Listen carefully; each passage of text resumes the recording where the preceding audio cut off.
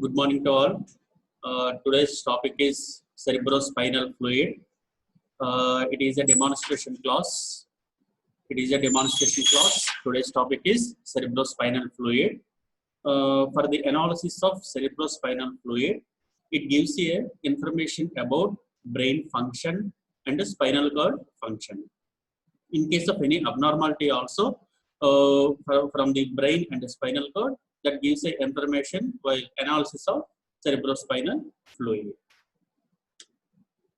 So in this today's topic, we will discuss about what is CSF, where it is present, how it is formation takes place, how it is forwarded towards the spinal cord and into the brain, and what are the clinical significances of the cerebrospinal fluid and analysis of the cerebrospinal fluid. So these are the topics we will cover in this topic. Next one is introduction. So cerebrospinal fluid. In that, what is the definition? Cerebro means brain, and spinal cord, and that covers the fluid. So fluid that is having a direct contact with the brain and the spinal cord. So it is especially produced in the brain and brain at the choroid plexus, and it serves as several functions in the brain. So it is simply called ultrafiltrate of the plasma. Cerebrospinal fluid that is present in the brain, but it is how it is formed. It is a ultrafiltrate of the plasma. So from the capillaries, blood capillaries, that is produced.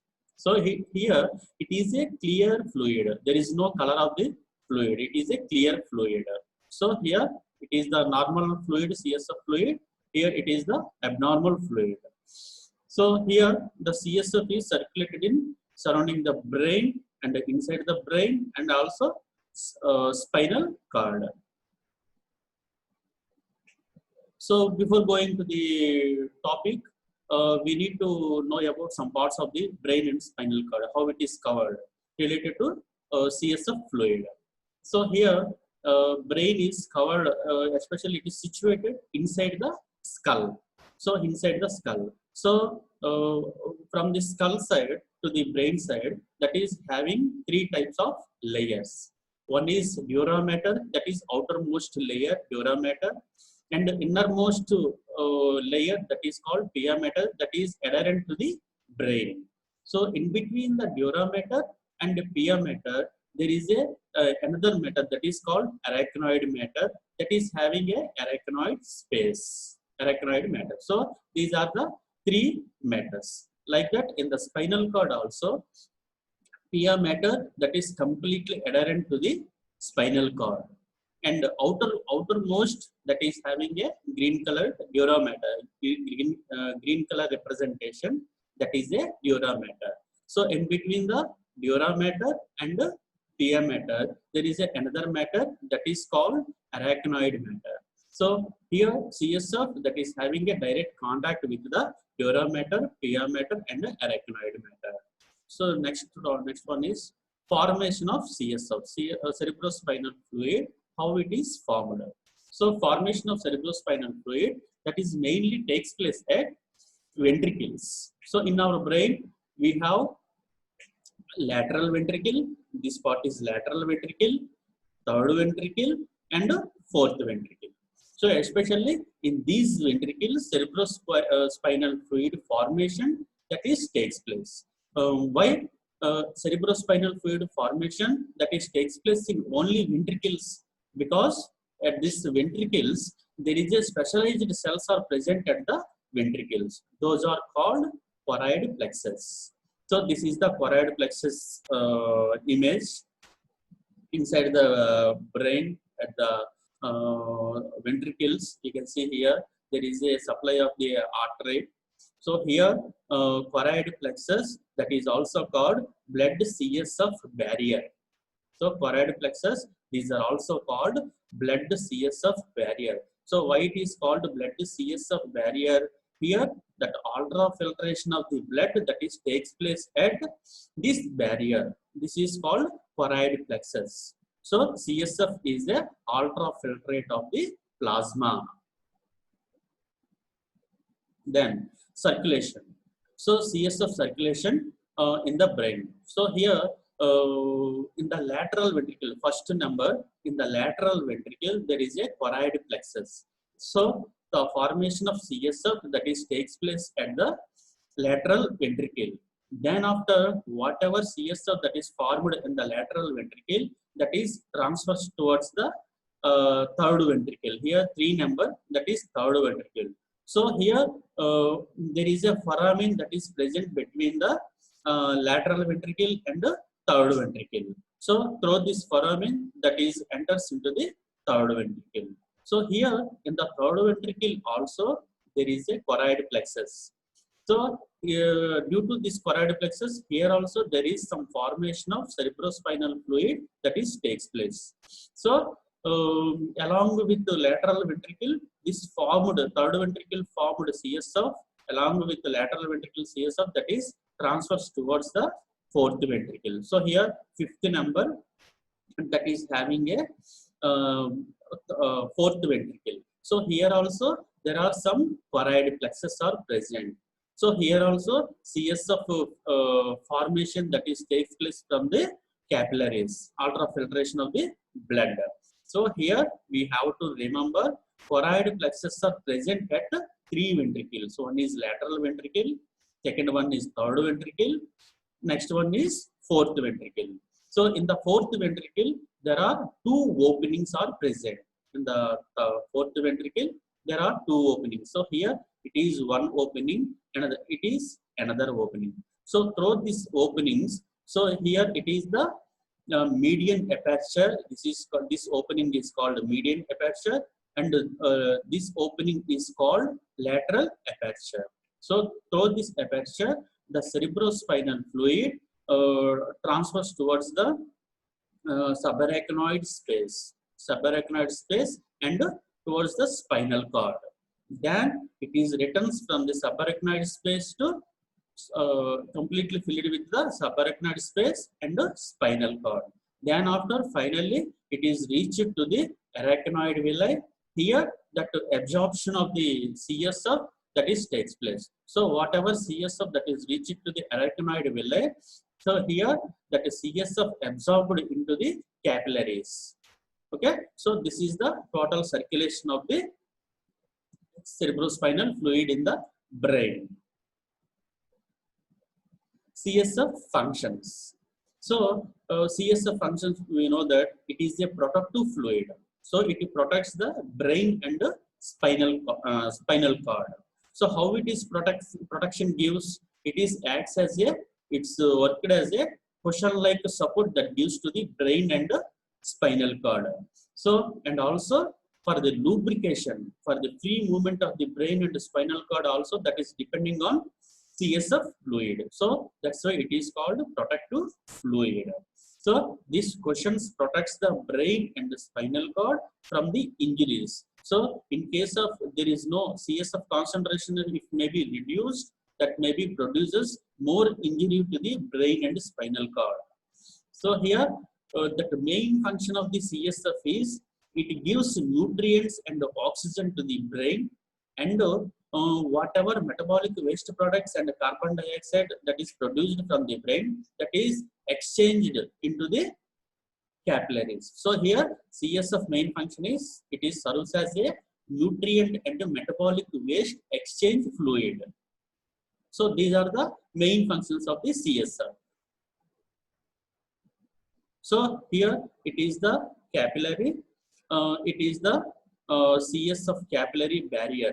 So it is called choroid plexus. So here that filtration of the plasma that is takes place. So here you can see from the arteries that ions, sodium, potassium chloride, bicarbonate, calcium, magnesium, and some vitamins, organic nutrients, and oxygen. These are all filtered along with the plasma into the CSF. So from here it is taken by brain cells. From the brain cells, then after metabolic reactions, that releases metabolic waste products along with the carbon dioxide. Then after this is again that is absorbed into the blood capillaries. So this is the exchange reaction. Total volume. So here you need to remember about the total volume of the CS, that is 90 to 150 ml. So what is that? 90 to 150 ml of the volume that is present CSF volume. So here per day, how much of CSF that is produced?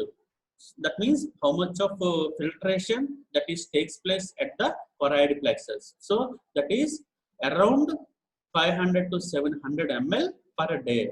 How much it is? 500 to 700 ml per day and 20 ml per hour. So these are, you have to remember must, 500 to 700 ml of filtration that is takes place per day. Per hour, that is 20 ml per hour that is takes place production. So whatever CSF that is present in the brain and spinal cord, 80% that is present at the subarachnoid space. 80% that is present at the subarachnoid space. Only 20% that is present in the ventricles. So production that is takes place in the ventricles, but that is most of the CSF that is present in the 80% CSF that is present in the subarachnoid space. Composition of the CSF. Composition. So here 99.13% that is water. So mostly that is water. Only 0.887% is only solids. So what are those solids? Organic solids and inorganic solids. So organic substances, inorganic substances. You know that what are those organic substances? Glucose, protein, amino acids, cholesterol, urea, creatinine, lactic acid. These are all organic substances. Inorganic substances are sodium, potassium, chloride, calcium, phosphorus, magnesium, bicarbonate and sulfate, electrolytes and some minerals, calcium and phosphorus, magnesium. So these are the this is the composition of the CSF organic and inorganic substances. Only solids, that is 0.87% only. So this is the complete composition with compared to the CSF. So here different substances, those are present in the plasma as well as in the CSF.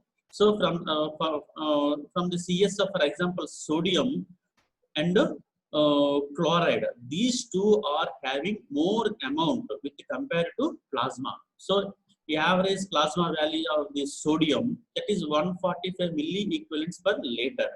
But in the CSF, that is having some more, 150 milliequivalents per liter.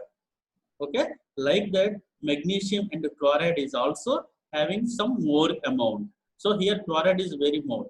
So here in the plasma, 198 milliequivalents per liter in the plasma, normal average value.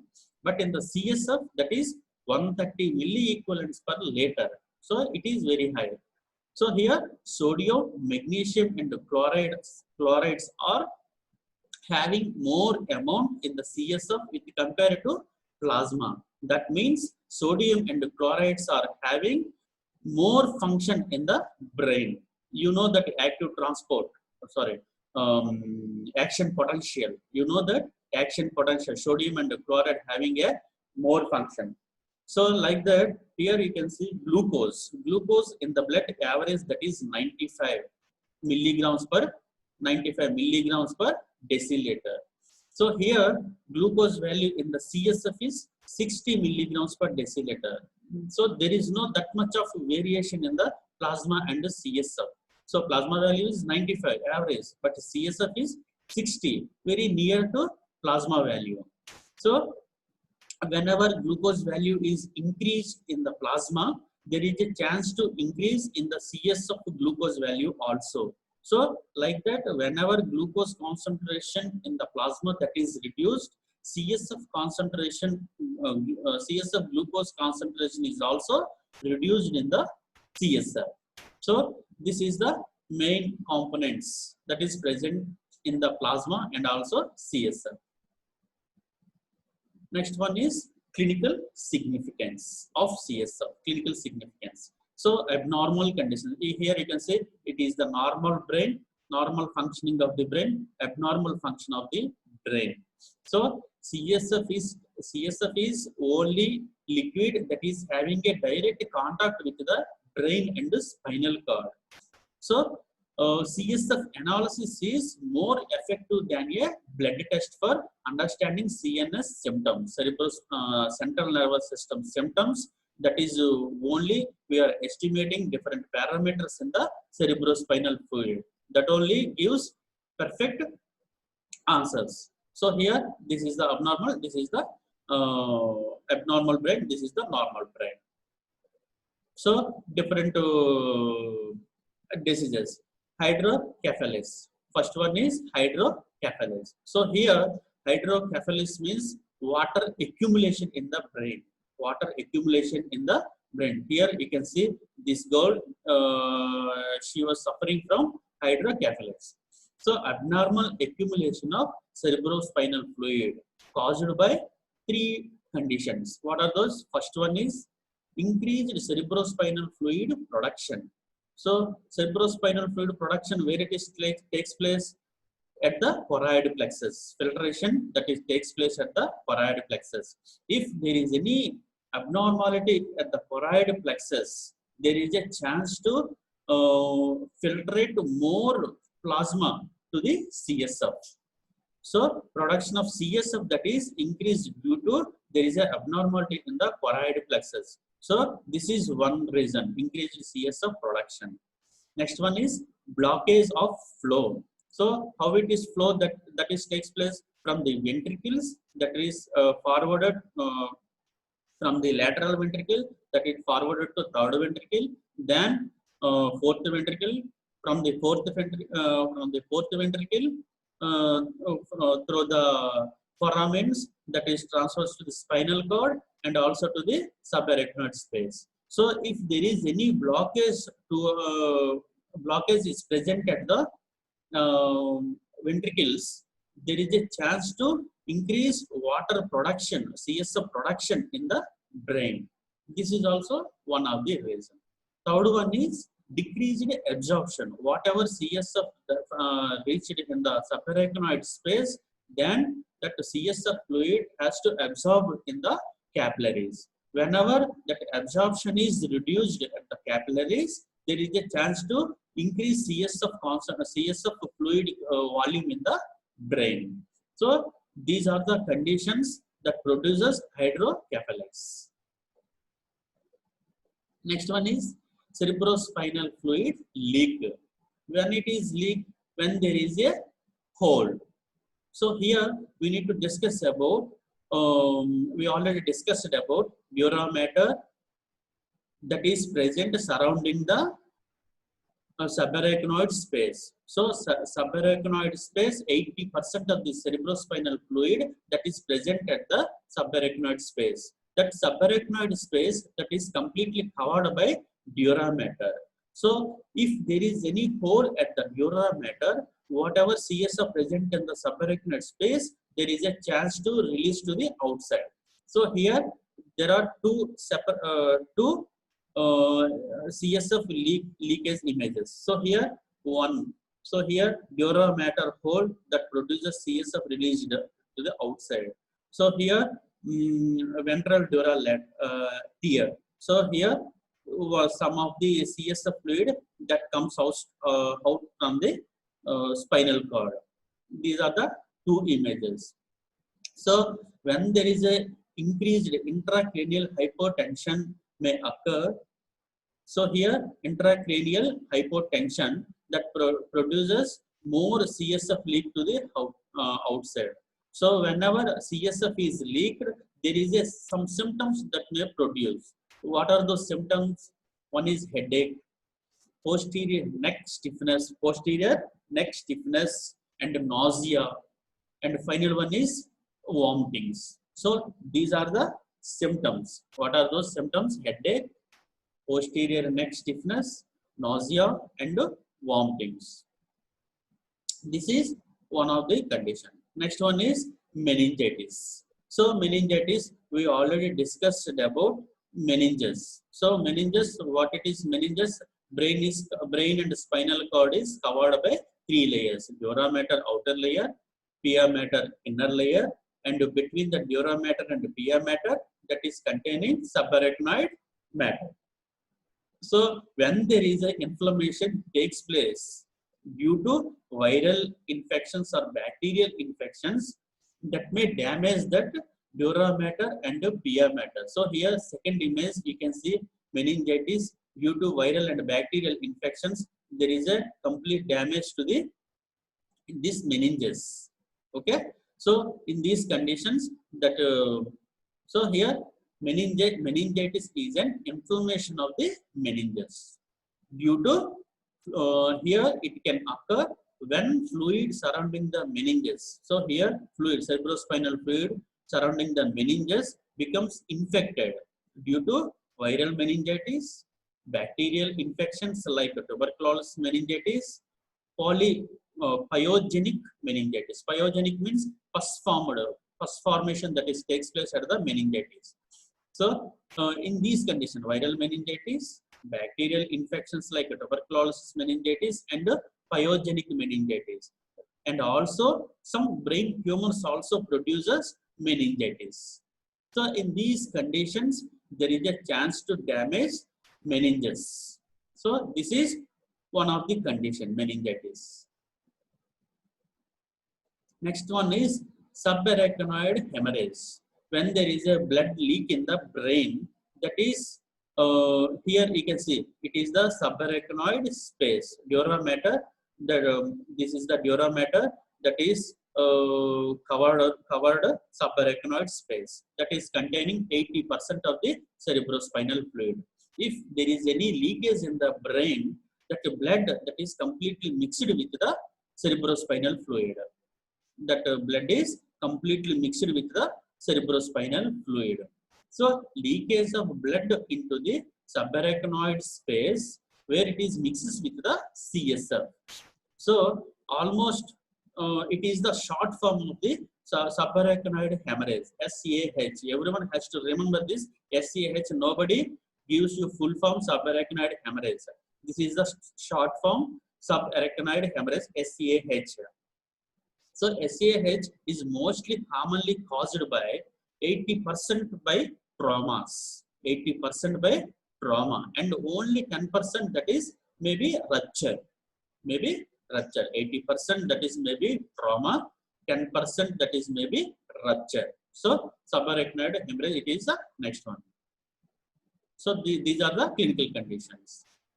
Next one is how sample collection for the cerebrospinal fluid analysis. So it is a specialized procedure.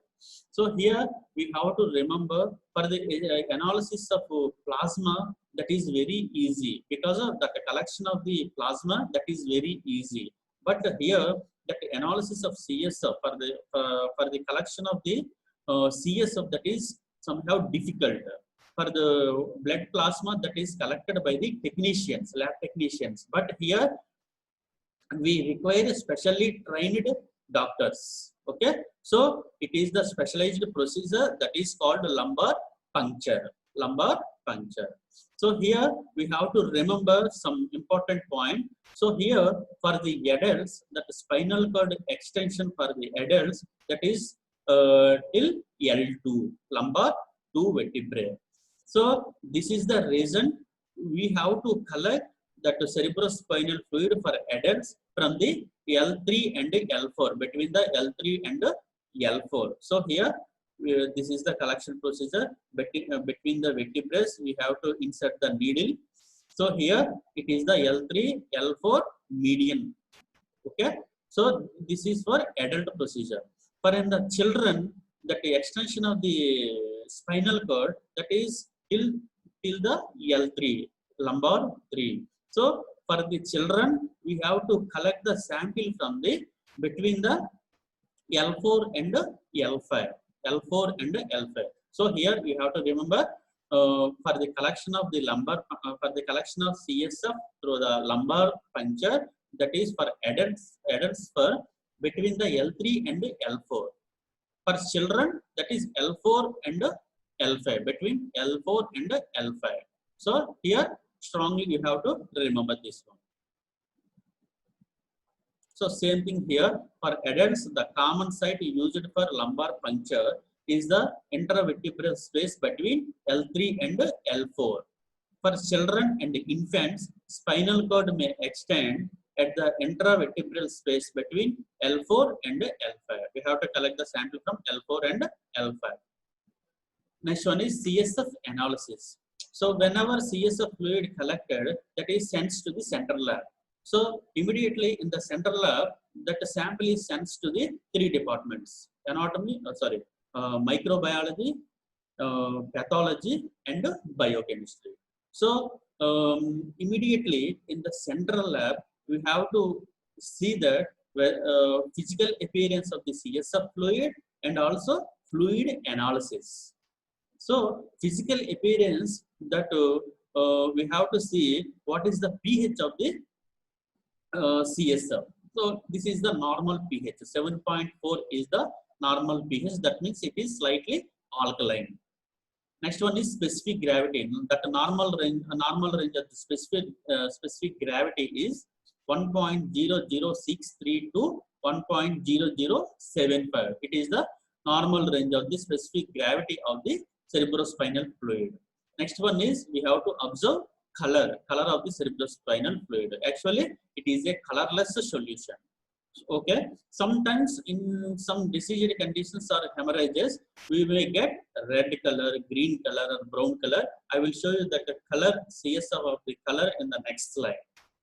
Next one is we need to analysis of the fluid.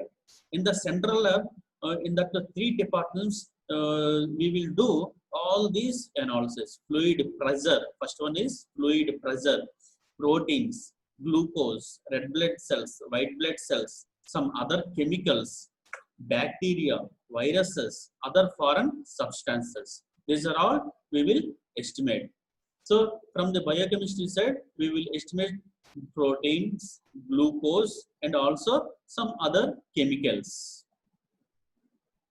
So this is the image, different colors of the cerebrospinal fluid.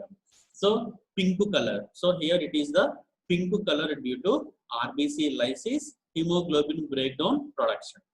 Okay, due to breakdown of hemoglobin and RBC lysis, that gives a red colored cerebrospinal fluid. Next one is yellow color. Yellow color is hyperbilirubinemia due to jaundice.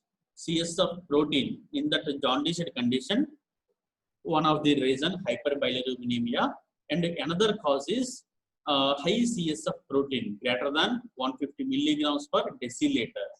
Greater than 150 milligrams per deciliter. Averagely, what is the CSF protein range is 20 milligrams per deciliter. But here it is very high. 150 milligrams of protein is present in the CSF fluid. These 2 are reasons to produce yellow color. Next one is orange color. Orange color,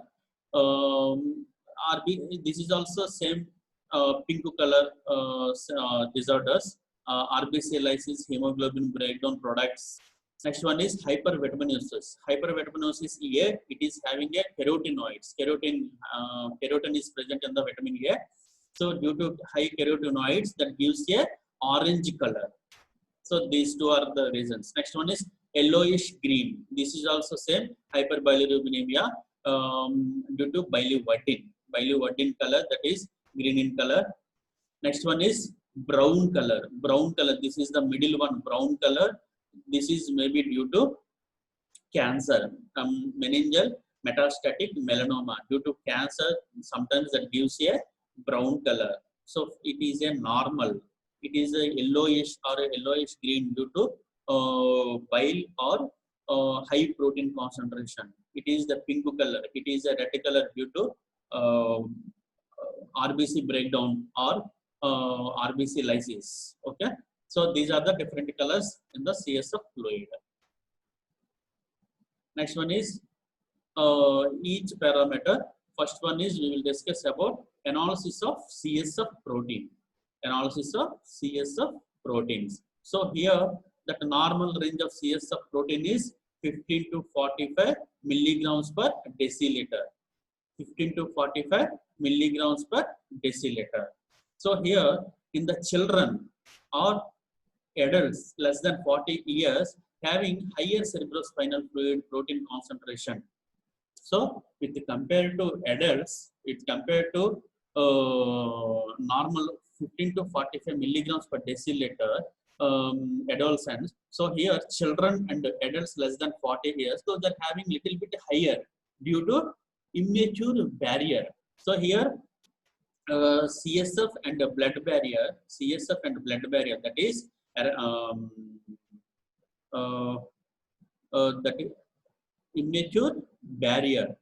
So that is present choroid plexus. So immature choroid plexus due to immature choroid plexus, that maybe produces more filtration of the plasma, that is takes place. More filtration of the plasma, that is produces more CSF. So when it is produces more filtration from the plasma, whatever proteins are present in the blood, those also filtered into the CSF due to immature choroid plexus. So this is, you can remember. Next one is different conditions high CSF proteins are produced. So what are those conditions in the multiple sclerosis and Guillain-Barré syndrome? So here in the normal structure of the nerve fiber, we know that the nerve fiber that is protected by the myelin sheet. So this myelin sheet that is made up of lipid and protein, 80% lipid and 20% is protein. So when there is a breakage of this myelin sheet that is takes place, then whatever protein is present in the myelin sheet, that is mixed with the cerebrospinal fluid. So here in these multiple sclerosis and Guillain-Barré syndrome, in these two conditions, this myelin sheet damage that is takes place. So whatever protein is present in the myelin sheet, that is mixed with the cerebrospinal fluids to produce high CSF protein. And also some other conditions, hemorrhage, and the hemorrhage breakage of the arteries.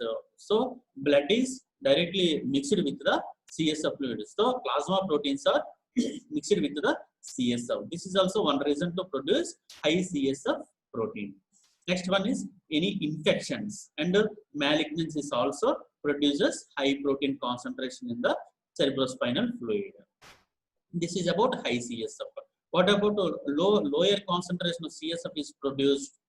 CSF protein is produced when there is a repeated lumbar puncture.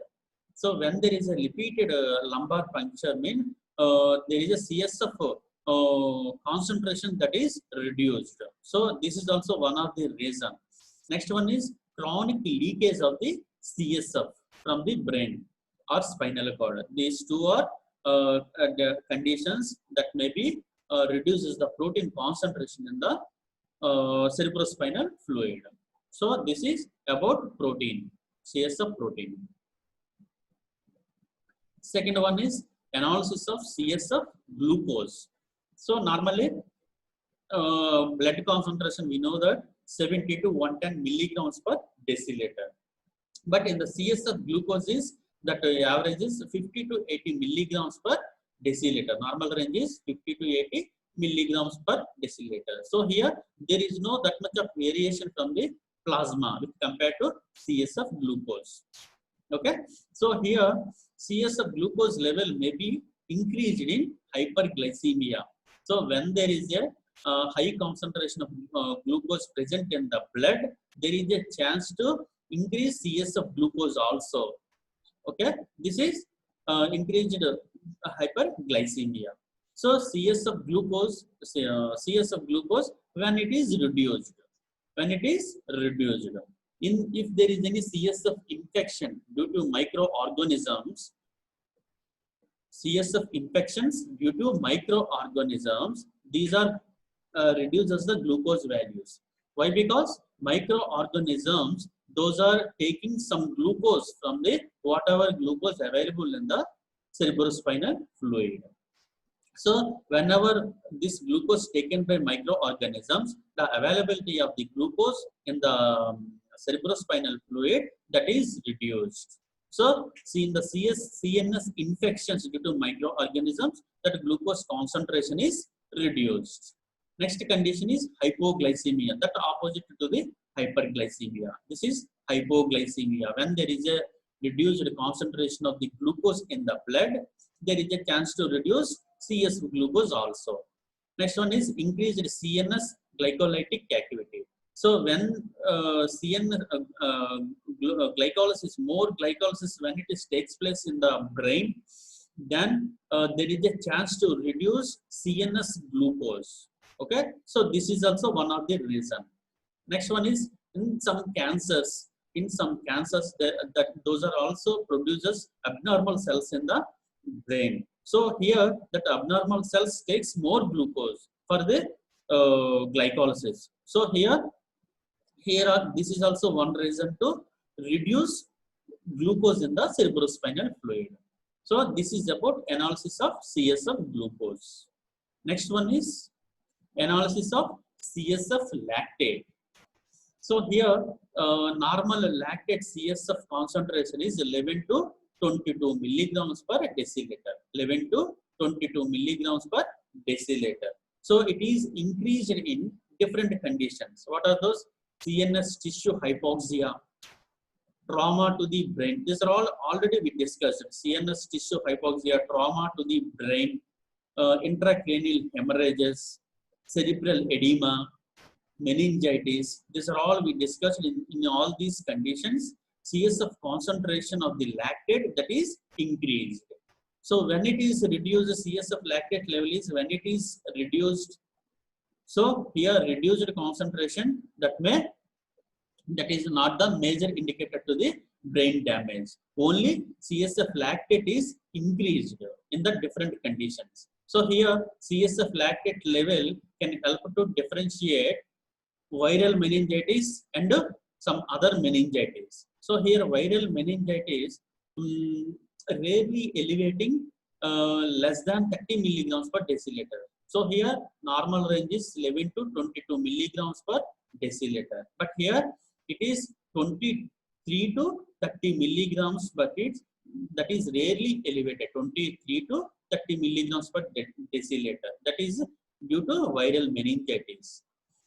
In bacterial meningitis, fungal meningitis, and tubercular meningitis, in these conditions, that CSF lactate concentration that is present greater than 35 milligrams per deciliter. So here, this is very important parameter for whether that meningitis due to viral infection or bacterial infection we will identify.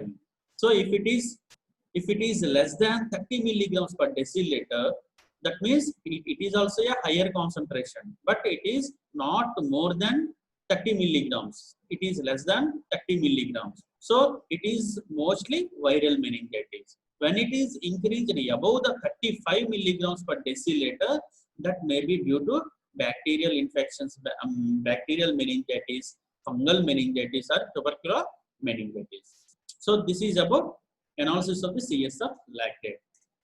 So in this topic, we discussed about what is CSF, where it is produced from, how it is transferred from one place to other place, what are the different layers that covers the brain and the spinal cord, what are the CSF concentration in the brain and the spinal cord, what are the clinical symptoms if there is any abnormality present in the brain and spinal cord, the analysis of the collection of the spinal cord. Next one is analysis of the different biochemicals in the cerebrospinal fluid, especially glucose, protein, and lactate. So this is about cerebrospinal fluid. Thank you.